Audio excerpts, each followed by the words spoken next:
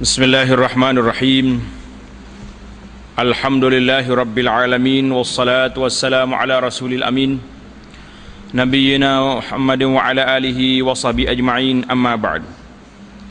Pelajaran kita dalam kitab Penawar Bagi Hati. Kita telah masuk kepada kitab yang ketiga, iaitulah pada menyatakan segala perangai yang terpuji.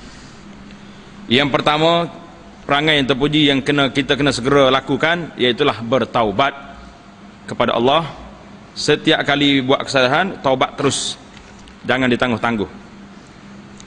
Kemudian kita kena diikuti dengan akhlak perangai takut, khauf, iaitulah takut akan Allah Ta'ala. Sambungan kita pada kali ini bab yang ketiga pada menyatakan zahid. Zahid ataupun zuhud, biasalah orang kita ni kalau sebut-sebut sikit dia panggil zuhud, orang zuhud. Apa dia makna zahid ataupun zuhud dalam takrifnya yang sebenar? Ketahui olehmu bahawasanya zahid itu benci akan dunia dan berpaling daripadanya. Allahu Akbar. Kita tengah sayang ke dunia, pagi, petang, siang, malam duk dakak ke dia. Tiba-tiba nak hilangkan rasa cinta kita kepada dunia. Kita tak boleh tinggal dunia. Kalau tinggal dunia mati. Tidak, orang mati dipanggil orang telah meninggal dunia.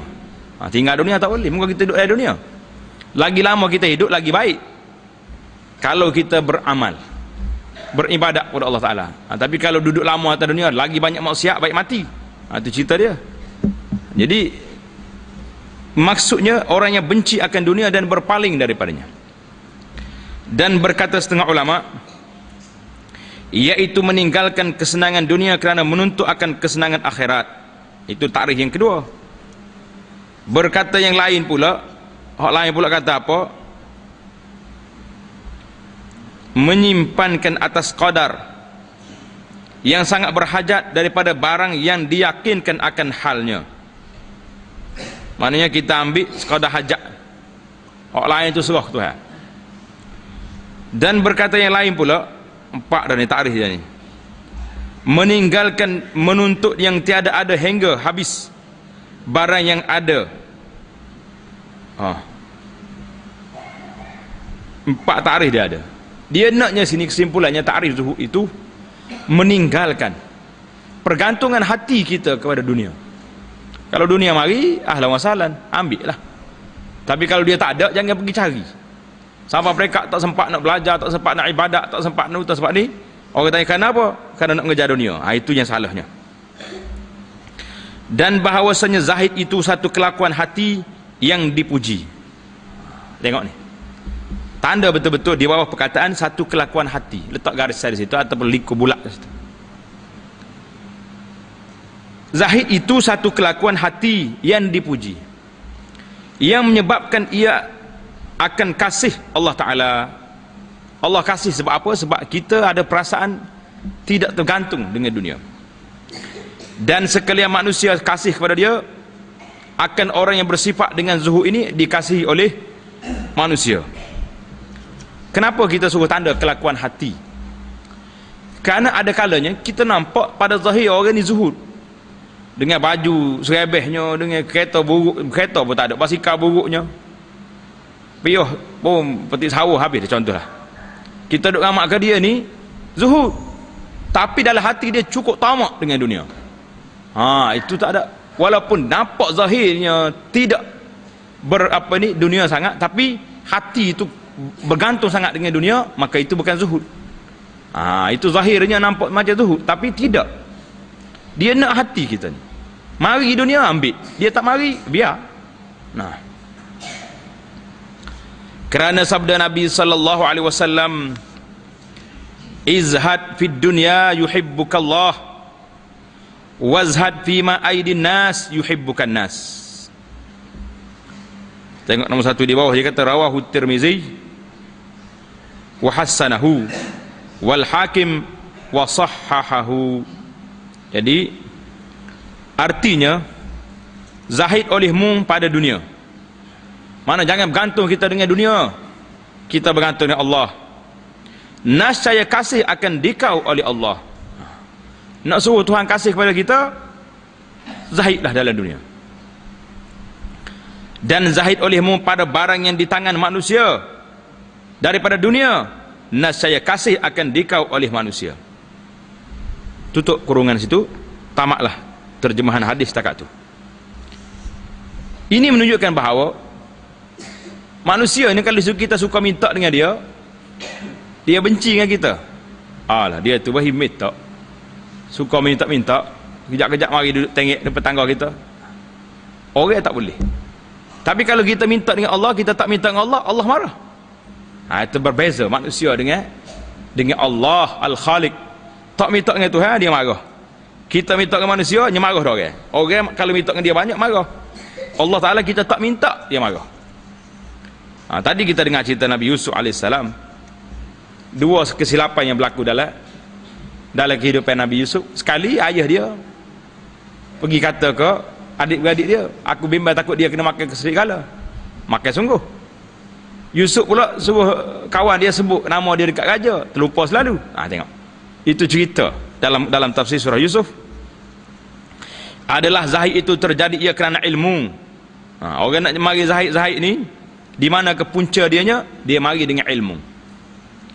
Kerana firman Allah Ta'ala, a'udzubillahi minasyaitanir rajim, wa qala alladhina utul ilma wailakum thawabullahi khairul liman amana wa amila salihah.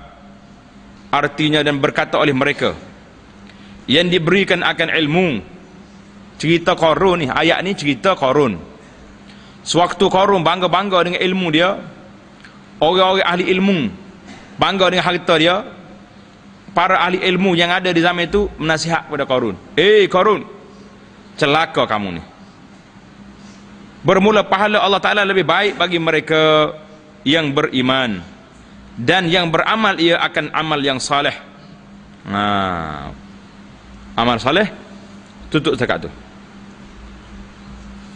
Terjemah ayat berita itu, daripada barang yang diberikan akan Qarun dalam dunia ini. Itu huraian dia. Tengok nombor 22 suratul Qasas ayat 80. Telah menerangkan oleh Allah Ta'ala dalam ayat ini bahawasanya zahid itu setengah daripada faedah bagi ilmu. Zahid itu mari daripada ilmu pada asasnya.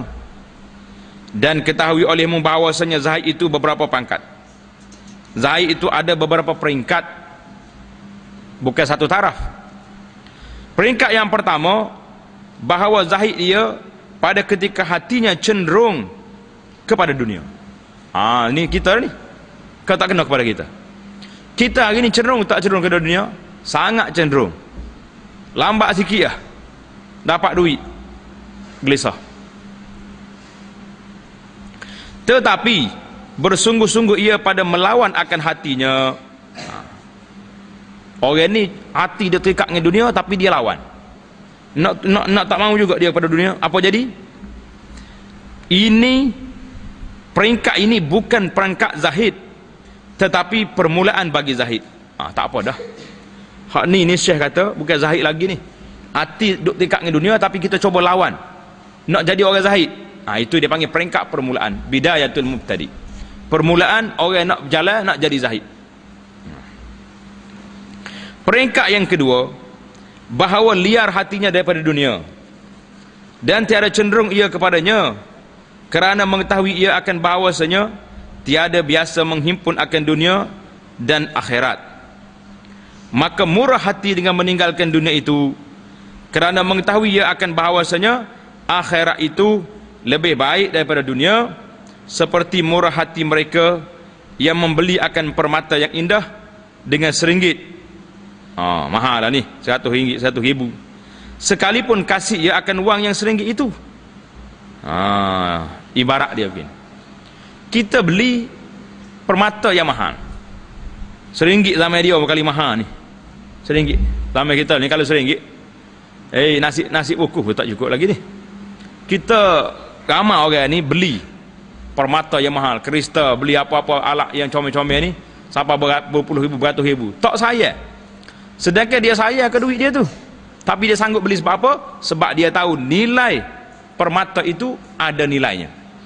Jadi orang yang hatinya benci kepada dunia, nak kepada akhirat ni, iaitulah hati orang yang mengenali akhirat itu mempunyai kelebihan yang tinggi, kedudukan yang besar di sisi Allah Subhanahu wa taala. Jelas tak jelas kepada kita? Itu bandingan dia. Dan itu zahid yang lebih rendah. Setara tu hak rendah dah tu. Tak apa, dalam tu naik tarah dah. Daripada tadi hati terikat lagi ke dunia. Itu baru permulaan, baru nak lawan. Yang kedua ni dah mula benci pada dunia. Dan peringkat yang ketiga, bahawa tiada cenderung hatinya kepada dunia. Hak ni kuat sikit. Dan tiada liar daripadanya, bahkan adanya dan tiadanya bersamaan keduanya pada sisinya. Orang ni sama ya, dunia mari tak mari beres belaka. Ini peringkat yang ketiga. Dan adalah harta benda pada sisinya seperti air, dan perbendaharaan khazanah Allah Ta'ala itu seperti laut. Maka tiada berpaling hatinya kepadanya kerana gemar. Gemar itu maknanya terlalu nak dia, semangat sungguh, atau kerana liar, kerana tak mau, benci. Dan bermula ini zahid yang lebih sempurna dan yang lebih tinggi daripada keduanya, daripada yang kedua. Zahid yang ketiga, kerana yang benci akan sesuatu berbimbang ia dengan dia. Orang yang benci kepada benda ni, dia akan berbimbang, dia akan tak mahu kepada dia. Semacam dengan yang kasih akan dia. Orang yang kasih kepada benda pun sama juga. Dia akan terikat hati dia, sayang kepada benda. Allahu Akbar. 3 kali bangun tengah malam, bunyi sikit dah, serah bunyi suara sikit dekat bawah, bangun. Pasal apa? Duk ita, takut-takut orang masuk dalam rumah dia nak ambil barang-barang dia ni. Zahir dia. Kerana ini, tatkala mencela akan dia oleh beberapa lelaki pada sisi Rabi'atul Adawiyah. Rabi'ah Al-Adawiyah ni seorang tokoh muslimah yang sangat masyhur. Masyhurlah seorang ahli ibadat yang hebat dalam dunia Islam ni. Kalau sebut nama Rabi'ah ni, orang tahulah cerita dia ni, orang jujur, orang baik. Beberapa orang lelaki-lelaki duduk mencela dunia dekat dengan Rabi'ah Al-Adawiyah. Ni cerita ni. Berkata ia bagi mereka itu, jawab Syekhah Rabi'ah, ia kata, wahai semua para lelaki ni, kena ke dia hari ni, mari duduk buat sini, duduk cakap sini, cerita dunia ni. Jika tiada cemarnya hati kamu, nescaya tiada mencela kamu akan dia. Intaha. Allahu Akbar.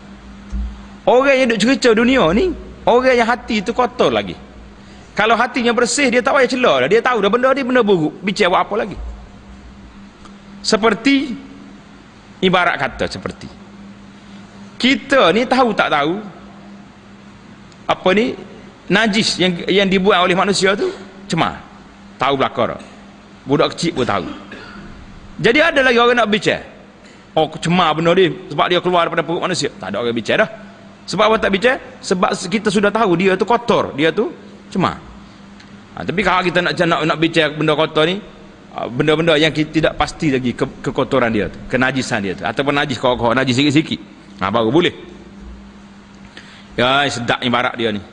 Maknanya kalau kamu tahu sungguh, kalau betul-betul kamu tahu dunia tu tak betul dan hatimu tidak kotor, tidak cemar, kamu tak akan bicara, tak payah bicara benda ni, tak payah dia celah dunia. Orang tahu belakang dia tu kotor, dia tu keji. Kata Rabi'ah, dibawa kepada Siti Aisyah radhiyallahu taala anha 100,000 dirham. Bawa 100,000 dirham. Maka tiada liar ia daripadanya. Mana tak ada liar ni, tidak kata tak mau ambil. Aisyah tak kata tak mau. Ini dunia semua ni, tak. Ini orang cerdik. Tetapi dia ambil, tetapi membahagi-bahagi ia akan dia semuanya pada hari itu. Tiada ada tinggal di sisinya sesuatu pun. La ilaha illallah. Orang bawa mari kepada mak kita, Ummul Mukminin Aisyah radhiyallahu taala anha 100,000 dirham. Banyak dah. Dia pun ambil. Bila ambil, Tak kerja buat mak kita gitu. Siti Aisyah tak kerja buat. Apa yang dia buatnya? Dia duk bagi ke duit tu. Bagi orang tu, bagi orang ni, bagi orang ni, habis orang miskin dapat belaka. Maka berkata khadamnya baginya. Khadam dia, duk jaga dia kata apa? Wahai Aisyah, wahai Ummul Mukminin, jika engkau beli dengan 1 dirham akan daging untuk berbuka puasa engkau atasnya, la ilaha illallah. Dia bagi habis piti, terlupa nak beli makanan untuk buka puasa. Allah, dia kata Ummul Mukminin, kalaulah sipai 1 dirham berasa juga nak makan daging buat buka puasa. Aisyah jawab apa? Allahu Akbar. Katanya, jika engkau peringat akan daku tadi, nascaya perbuat oleh aku akan dia. La ilaha illallah. Dia kata kalau kamu beritahu tadi, aku ambil lah 1 dirham pergi beli makanan. Pun tak bagi tahu, aku duk bagi balik. Tak ingat kau untuk dia sendiri. Subhanallah. Allahu Akbar. Kalau zaman kita lah ni, duk fikir tak? 500 nak beli hak tu. Hak ni banyaklah nak belinya. Sekali dengan perabot, sekali dengan tukar lasih dulu. Lebih 4-5 riyal baru nak pergi bagi. Ni enggak apa lagi.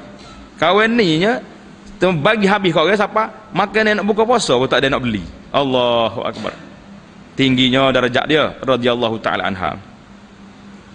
Maka ini pangkat terkaya dan ia lebih sempurna daripada pangkat zahid. Habis lah. Atas pada kemuncak pangkat zahid ini, pangkat yang keempat, orang ni langsung tak mikir ke dunia. Tak ada. Pakat terus, mari dunia mari lalu je, pusing. Orang panggil buat transit je. Terus sini pergi lain habis, transit dia panggil. Dan ketahui olehmu bahawasanya sebab bagi zahid itu ada 3 perkara. Ni cantik ni. Sebab nak jadi zahid ada berapa perkara? 3 perkara. Yang pertama, takut akan api neraka. Allahu Akbar. Nyabu yang berat selalu. Kita bila kita takut akan neraka, kita tak akan jadi zahid. Akan tinggal dunia ni yang banyak sangat. Sebab dalam kaedah kata apa? Halaluha hisab wa haramuha azab. Yang halal kita ambil dari dunia ni akan dihisab, akan dihitung, akan dikira. Yang haramnya azab. Allahu Akbar. Jadi orang yang zuhud tak mikir benda ni, tak mikir. Pakat terus takut ke neraka, tinggal segala benda. Iaitu zahid sekalian yang takut. Zahid orang-orang yang takut kepada Allah SWT, dia tak ambil dah. Yang kedua, gemar, tamak dia, terlalu berkehendak dia kepada nikmat akhirat. Yang pertama tadi takut ke neraka. Kumpulan yang kedua ni orang yang sangat tamak, sangat gemar, sangat suka nak kepada nikmat akhirat.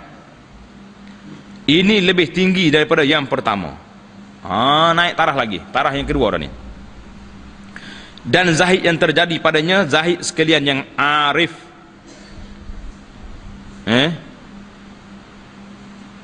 Yang harif. Dan bermula ibadat serta harap lebih afdal daripada ibadat serta takut. Yang harap.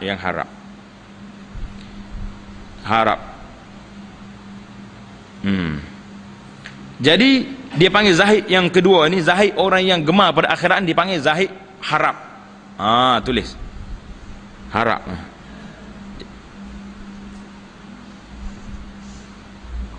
Bermula ibadat serta harap. Kita ibadat, kita harapkan pahala Allah Ta'ala, harapkan keampunan Allah Ta'ala, itu lebih afdal daripada ibadat serta takut. Kerana harap itu melazimkan ia akan kasih. Tinggi perbahasan sikit ni. Orang harap pada satu benda yang menyebabkan dia kasih kepada benda tu. Kita bila kita minta satu benda, kita berharap kita dapat sebab kita kasih kepada dia. Betul tak? Kita minta benda kita nak, duk tunggu jawapan ni bila lah nak dapat. Hari-hari pergi buka sonduk kita, nak tengok dapat tak dapat benda ni. Sebab kasih. Tapi kalau kita buat kerana takut pada benda, takut pada apa-apa, itu tidak menunjuk kepada kasih. Ini perbahasa agak detail. Kena teliti betul-betul. Orang yang harap, bila dia buat satu benda, dia kasih pada benda tu. Orang yang takut, bila dia buat satu benda, kerana takut pada benda tu. Lain jarak dia tu. Maka dia kata ini adalah merupakan yang kedua. Taraf yang ketiga, dan iaitu yang lebih tinggi daripada dua tadi. Yang tadi takut, yang kedua harap, dan yang ketiga yang lebih tinggi, bahawa adalah sebab bagi zahid itu membesarkan diri daripada berpaling kepada yang lain daripada Allah Subhanahu wa ta'ala. Orang ni yang ketiga ni betul-betul hadap ke Allah, tak berharap apa-apa, pakai suruh Tuhan betul, kerana membersihkan hati daripadanya dan menghinakan akan barang yang lain daripada Allah Ta'ala. Dan itu zahid sekalian arifin. Orang arif ini mana orang-orang yang sudah mengenali Allah Subhanahu wa ta'ala, dan bahawasanya zahid yang lebih sempurna, zahid pada tiap-tiap yang lain daripada Allah Ta'ala pada dunia dan pada akhirat. Itu yang pertama ya.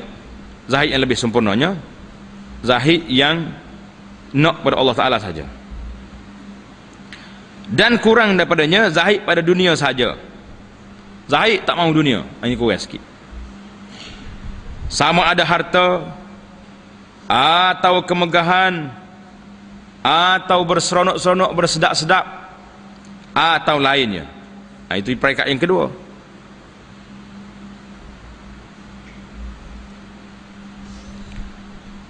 Dan kurang daripadanya, ini peringkat yang ketiga, zahid pada dunia, zahid pada harta saja. Dunia nak juga, tapi harta kurang tak apa. Sama ada harta atau kemegahan. Dan kurang daripada ini, zahid pada harta saja, tiada pada kemegahan. Megah nak lagi, tapi harta sikit tak apa, pangkat tu biar ada. Dan lainnya. Atau zahid pada setengah perkara, tiada pada setengah yang lain. Yang ni kita zahid dalam bab apa? Dalam bab pakaian boleh zahid, tapi dalam bab makan minum, Masya Allah tabarakallah, 4 kali tambah. Agaknya lah. Maka orang ni dia panggil zahid setengah. Setengah lagi tak zahid. Dan yang akhir ini sedaif zahid, kerana kemegahan itu lebih lazat dan lebih diingini daripada harta, maka zahid padanya lebih utama. Orang ni zahid kemegahan ni orang suka. Pasal itulah ada seorang tu cerita, orang tu dia suka jadi ketua.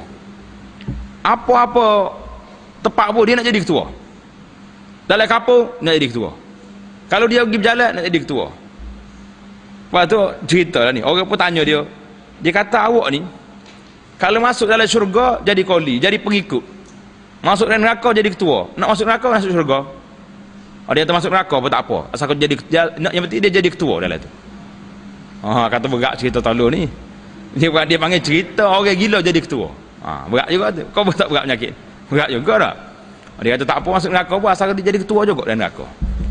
Dia tak tahu neraka tu lagu mana. Kalau dia tahu neraka tu azab, dan dia waras sungguh, boleh jadi orang ni tak apa molek dah ni tak. Itu cerita dia. La ilaha illallah. Dan bahawasanya perbezaan antara zahid dan fakir. Tengok perbahasa kita yang seterusnya, perbezaan antara zahid dan fakir. Apa beza dua ni? Sebabnya zahid ni tak mahu ke dunia, fakir apa pula? Tengok dia bahas bahawasanya zahid itu terasing ia daripada dunia kerana taat, serta kuasa ia atasnya. Tengok ni, perbezaan yang pertama ni agak tinggi. Dia kata beza di antara fakir dengan zahid. Zahid ni, orang ni terasing daripada dunia dalam keadaan dia mampu untuk mencapai dunia. Kita boleh kalau kita nak dunia banyak, kita kejar dia betul-betul, masuk bisnes, masuk tu masuk ni, tak apa, tak sempat ibadat pun, tak sempat belajar pun tak apa, asalkan kita boleh benda ni. Tapi kita tak nak buat. Kenapa tu? Allah, saya nak tupu masa saya ni kepada ibadat, nak tumpu masa saya kepada belajar, kepada tolong orang, maka kurang sikit darjat saya. Itu dia panggil zahid. Adapun jika terasing engkau daripada dunia, pada ketika gemar engkau padanya, maka itu dinamakan fakir. Dunia tak mari kepada kita. Nak kat kita ke dunia ni Tuhan lah tahunya. Lambat orang cerita, beli saham ni naik kaya, orang selalu beli. Beli benda ni kaya, masuk selalu. Hari ni pula Masya Allah Tabarakallah, orang kempen ni lah, kempen ni, kempen masuk syarikat ni boleh selalu pulangnya. Masuk 5,000, boleh lepas boleh 5,000 juga. Allah, gada setengah-setengah orang kampung ni pergi gada bagai-bagai nak masuk saham ni. Masuk tak ada setengah bulan, nampak nipu. Kena ke dia. Ini dia panggil orang yang nak pada dunia tapi tak mari. Dia nak, tak mari. Apa siapa dia orang ni? Dinamakan orang fakir. Tu orang fakir. Kenapa sesak tu? Allah, habis tenaga, habis usaha buat cari dunia, tak dapat. Fakirlah dia. Orang zuhud ni, dunia boleh dia boleh ambil, tapi dia tak mau. Dia nak sekadar yang ada je untuk cukup ibadat Allah Ta'ala, maka nama dia zuhud. Zuhud itu maknanya orang berpada dengan apa yang ada, tidak bergantung hati dia dengan dunia yang tak mari. Boleh jelaskan tidak perbezaan di antara zuhud dengan fakir? Fakir dia nak, tapi dunia tak nak dengan dia. Itu ibaratnya. Orang zuhud, dunia nak dengan dia tak mau. Orang fakir, dia nak ke dunia, gila-gila nak ke dunia, tapi dunia tak nak dengan dia. Jelas perbezaan yang sangat ketara. Fakir itu makna apa? Tiada ada zahid ia, tetapi ada baginya fakir itu kelebihan atas kaya. Fakir itu ada lebih pada kaya sikit. Apa kata sabda Nabi SAW, yadkhulu fuqara'a ummatil jannata qabla aghniyaihim bi 500 am. Artinya masuk syurga sekalian orang fakir umatku dahulu daripada sekalian orang kaya daripada mereka itu dengan 500 tahun. Dan pada satu riwayat dengan 40 tahun. Jadi 500 tahun tu tutup kurungan. Setakat tu ya terjemahan hadis. Masuk syurga fakir umatku dahulu daripada sekalian yang kaya daripada mereka itu dengan 500 tahun, tutup kurungan. Setakat itu terjemahan hadis. Tengok apa dia kata, tengok hadis nombor 2 di bawah. Rawahu Tirmizi an Abi Hurairah wa qala hasanun sahih. Hadis ni riwayat Imam Tirmizi. Imam Tirmizi kata sanadnya hasan sahih.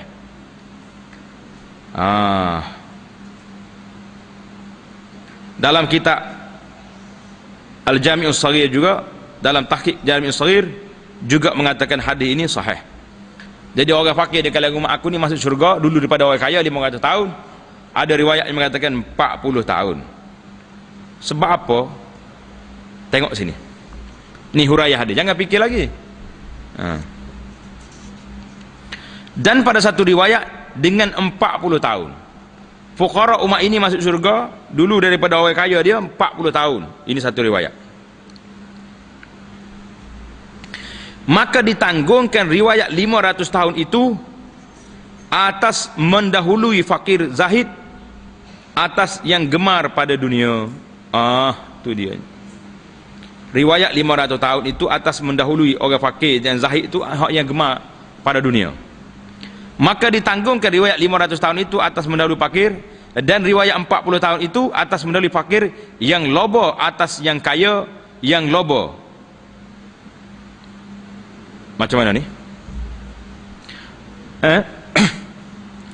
Hak 500 tahun itu mendahului orang fakir ni dahulu daripada orang kaya yang zahid tapi gemar dia pada dunia. Gitu. Riwayat 40 tahun itu mendahului fakir yang loba. Hak tu fakir tak loba. Maka 500 tahun dia mendahului orang kaya. Hak 40 tahun ni fakir yang loba atas kaya yang loba, sama-sama loba belaka dua tu. Jadi 400 tahun. 40 tahun ya. Sikit ya beza. menyebut akan dia oleh Al-Imam Al-Ghazali di dalam Ihya Ulumuddin. Letak full stop situ, noktah situ. Mana cerita ni riwayat Imam Ghazali daripada Ulumuddin dalam Ihya dia syarah yadkhulu fuqara ummati itu. Hadis ini riwayat Imam Tirmizi dan mensahihkan dia oleh muhaqqiq kitab Al-Jami' As-Saghir. Dan bersembah oleh Rasulullah sallallahu alaihi wasallam. Mana Rasulullah berdoa. Rasulullah berdoa. Dia kata apa? Allahumma ahyini miskinan wa amitni miskina. Payah tu. Allahumma ahyini miskinan wa amitni miskinan. Artinya Allah hidupkan oleh kamu akan daku miskin dan matikan oleh kamu akan daku miskin. Tutup kurungnya lepas pada miskin. Macam mana kita nak faham? Nabi kita doa miskin. Tengok dalam syarah hadis dia kata apa. Yang pertama sekali takhrij hadis. Nombor 2 di bawah. Hadis ini diriwayat oleh Imam At-Tirmizi. Allahumma ahyini miskinan wa amitni miskinan. Riwayat Imam Tirmizi wa hassanahu. Imam Tirmizi menganggap mengata hadis ini hasan dan ditahqiq oleh ulama yang mutaakhir ini dalam Sahih Al-Jami' As-Saghir mengatakan hadis ini sahih. Tengok cerita dia sikit. Tanda kalau boleh tanda di buku tu.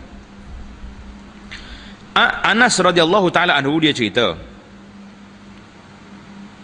Nabi kita kata baca doa ni, Allahumma ahyini miskinan. Ya Allah, hidup aku miskin, matikan aku dalam miskin. Wahsyurni fi zumratil masakin yaumal qiyamah. Kumpulkan aku, bangkit aku bersama orang miskin pada hari kiamat. Macam mana kita nak faham? Faqalat Aisyah. Ini Amah ni. Aisyah pergi tanya selalu. Isteri dia yang paling cerdik ni pergi tanya Nabi sallallahu alaihi wasallam. Apa yang dia tanya?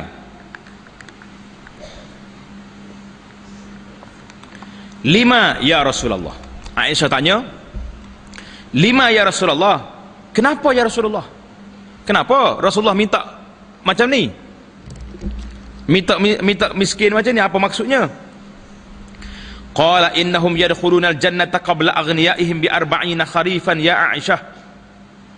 Kerana orang miskin ni masuk syurga dulu daripada orang kaya 40 tahun. La taruddil miskin walau bi syiqqi tamratin ya Aisyah. Nabi kata kalau mari orang miskin minta benda-benda di rumah kita, jangan kamu tolak dia pergi walaupun setengah biji tamar.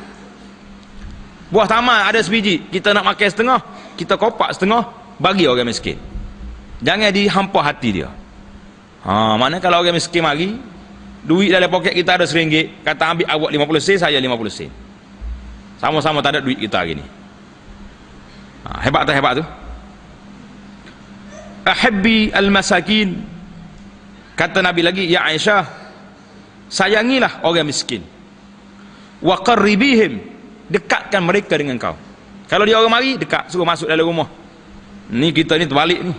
Mari orang miskin nak buka pintu, malah. Mari dah, puan-puan malah tu. Kata selalu. Tak?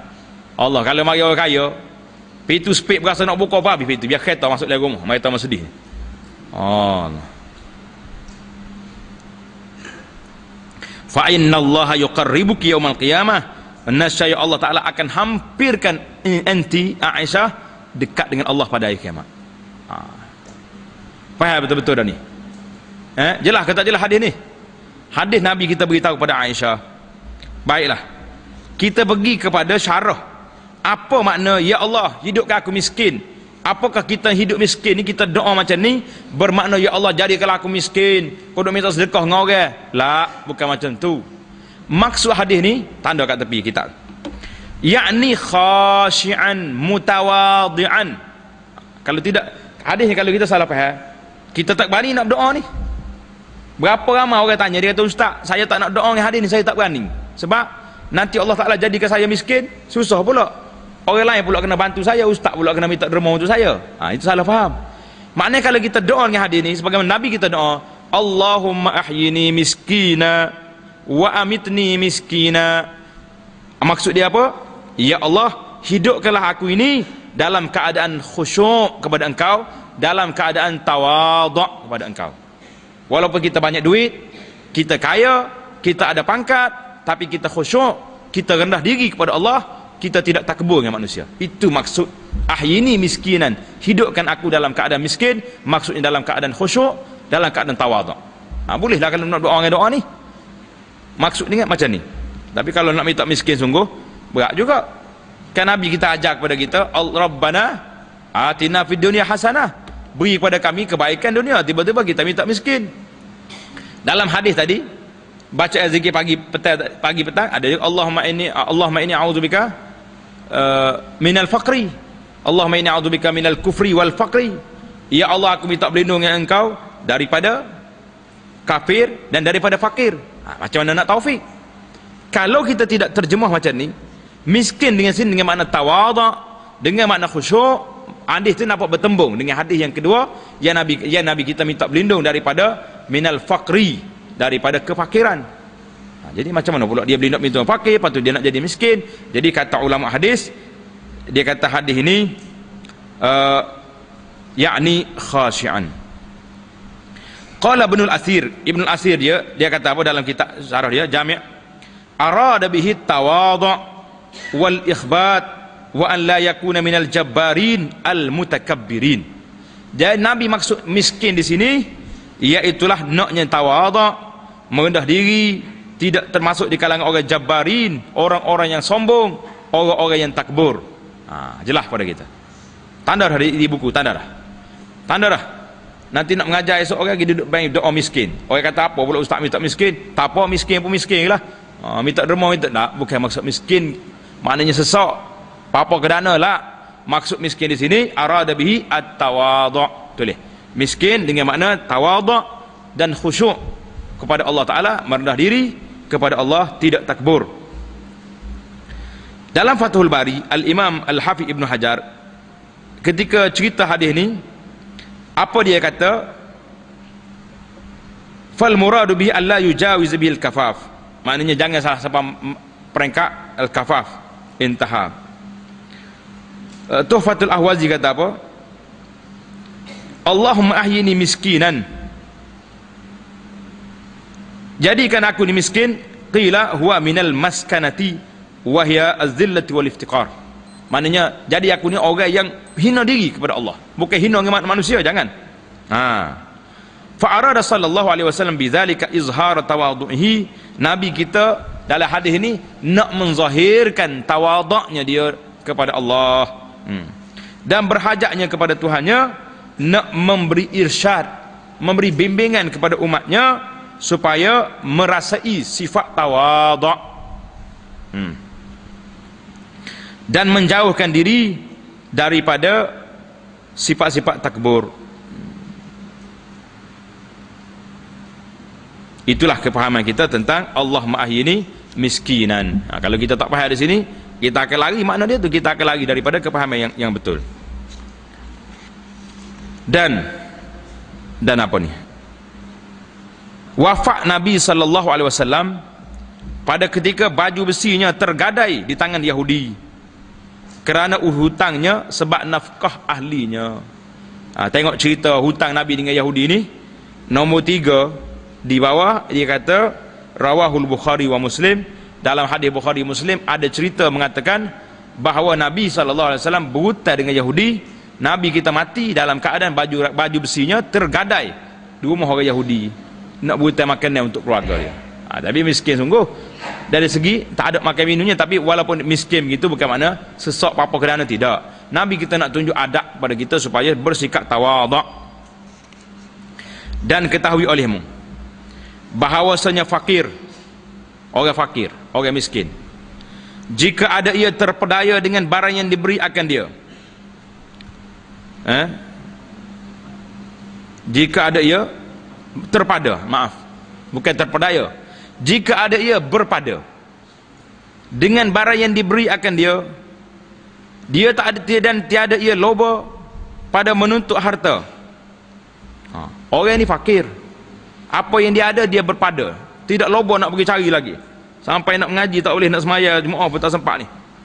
Maka pangkatnya hampir daripada pangkat orang yang zahid. Naik tarah dah sikit. Kita biar naik tarah kat buat kita ni. Jangan sedih sangat. Kata Nabi SAW, tuba liman aslama wa kana aishuhu kafafa.